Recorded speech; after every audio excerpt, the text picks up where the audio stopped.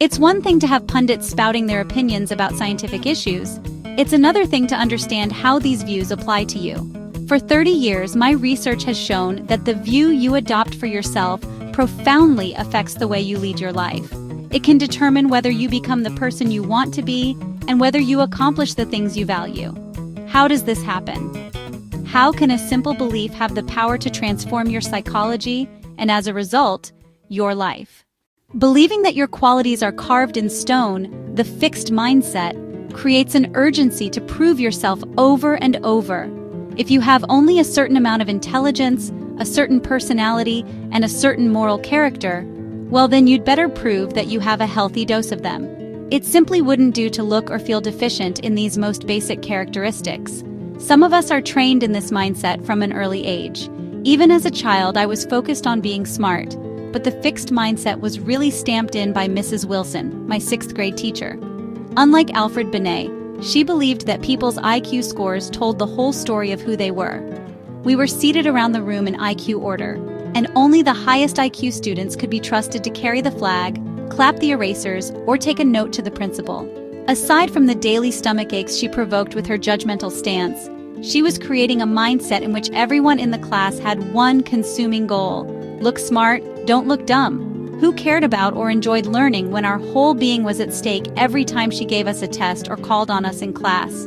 I've seen so many people with this one consuming goal of proving themselves, in the classroom, in their careers, and in their relationships.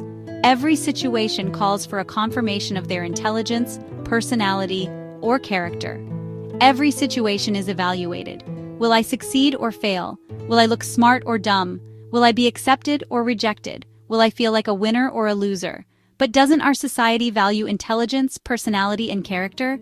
Isn't it normal to want these traits? Yes, but there's another mindset in which these traits are not simply a hand you're dealt and have to live with. Always trying to convince yourself and others that you have a royal flush when you're secretly worried it's a pair of tens.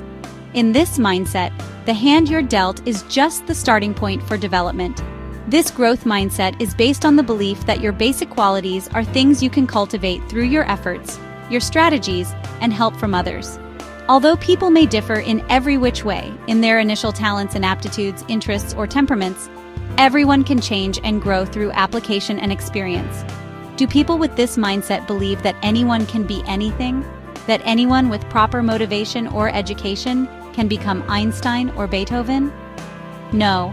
But they believe that a person's true potential is unknown and unknowable, that it's impossible to foresee what can be accomplished with years of passion, toil, and training. Did you know that Darwin and Tolstoy were considered ordinary children? That Ben Hogan, one of the greatest golfers of all time, was completely uncoordinated and graceless as a child?